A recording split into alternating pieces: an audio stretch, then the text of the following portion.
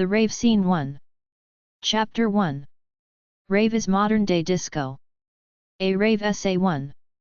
In the 1970s, the disco scene took off because society was prosperous, people wanted to have fun.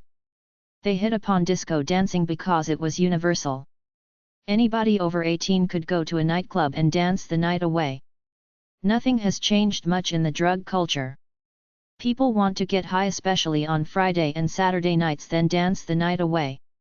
It's the universal maxim. Modern-day raves look like 1970s disco scenes at lounges. All generations are there too. There are mostly young people, but there are middle-aged and older people there. The vibe is to have fun. A rave, from the verb, to rave, is a dance at a nightclub, a parking lot, a street, or other public or private venue, featuring DJs playing disco pop dance music. The rave scene is much more safety conscious than the old disco scene. All club owners and music festival producers hire at least one medical professional to be present during the event. They have volunteers who are willing to test any substance on the spot to see if it's safe or if it contains something like fentanyl, ketamine, animal tranquilizers, or rohypnol. Volunteers walk around looking for anybody who is not fully conscious.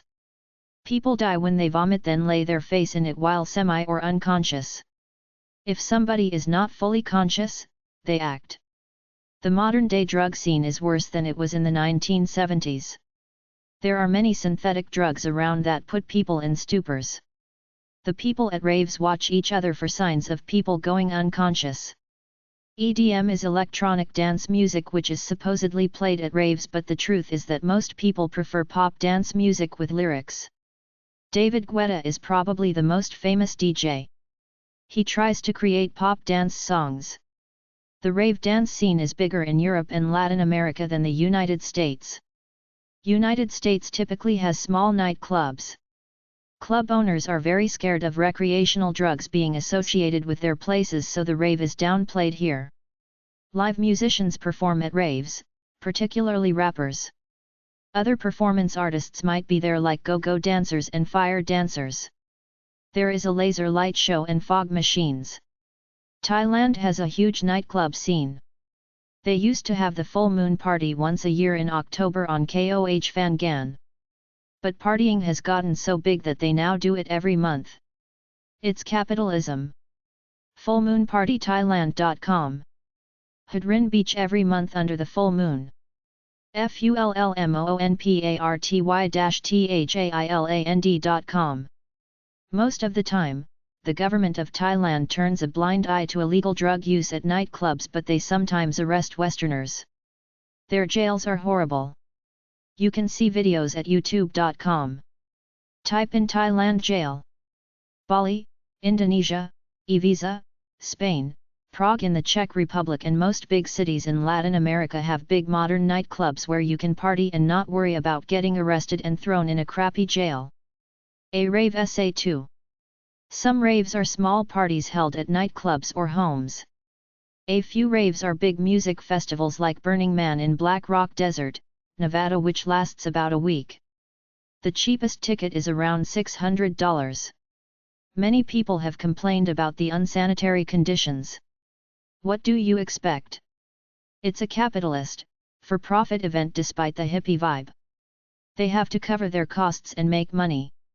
The days of Woodstock are over. Somebody has to clean that mess up. Imagine 500,000 people pissing and pooping in one place for 3 days, much less a week. BurningMan.org. Beware of law enforcement raids and anti-rave laws.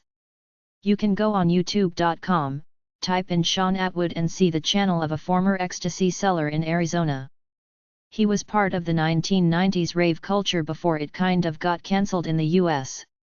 The DEA and the FBI went after the big-time ecstasy sellers. Business owners don't want to be associated with raves because the word rave means drug use. Back in the day after the disco era, Rudy Giuliani became the head prosecutor in New York City. He targeted the nightclubs with the club kids in the early 1990s who were young adults who dressed up then partied while taking drugs.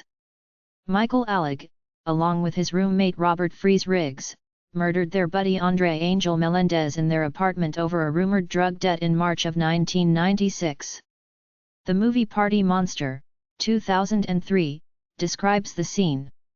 Peter Gadian was a Canadian nightclub owner who created big nightclubs for the party scene. Rudy Giuliani destroyed him and got him deported back to Canada. It was sad to see a businessman getting targeted and destroyed for providing an in-demand service. They tried to get him on the charge that he was in a conspiracy with several drug dealers to use his nightclubs as a front to sell drugs, which was not true. His nightclubs were making money without selling drugs.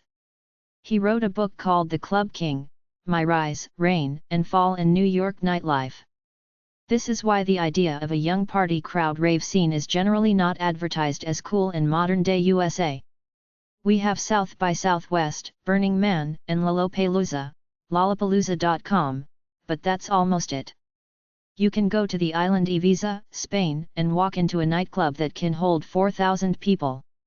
That doesn't exist in America right now. A Rave SA3. In 1958, Buddy Holly recorded the hit Rave On, citing the madness and frenzy of a feeling and the desire for it never to end. The word rave was later used in the hippie culture of the 1960s as the way to describe any wild party in general. Partiers were called ravers. The 60s were the hippies movement, which was about freeing yourself from capitalism, partying and having fun, as Timothy Leary preached as the LSD guru. His mantra was tune in, turn on, drop out. Disco was the 70s. MTV was the 80s. It was a pop dance party lifestyle. You can find 80s easygoing party type movies. The rave was the 1990s response to rap and grunge. People still wanted to dance to pop music.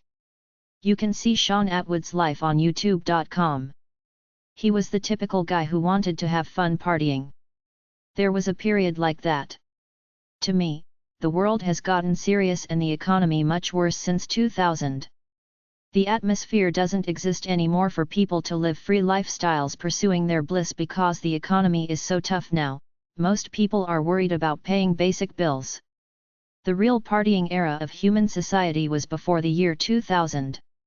With AI coming, they say that's going to eat multi-millions of jobs in all fields. They even say robots will build houses. Unemployed people will be desperate for money. Forget about the raving scene. MDMA aka ecstasy took off in the 1990s.